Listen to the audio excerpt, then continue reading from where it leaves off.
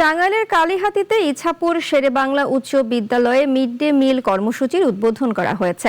সকালে আয়োজিত অনুষ্ঠানে বিদ্যালয়ের এডহক কমিটির সভাপতি আব্দুর রাজ্জাকের সভাপতিত্বে প্রধান অতিথি ছিলেন মৎস্য ও প্রাণী সম্পদ প্রতিমন্ত্রী সুলতান সালাউদ্দিন টুকু। তিনি বলেন, সরকার শিক্ষা খাতকে সর্বোচ্চ অগ্রাধিকার দিয়ে সরকার কাজ করছেন।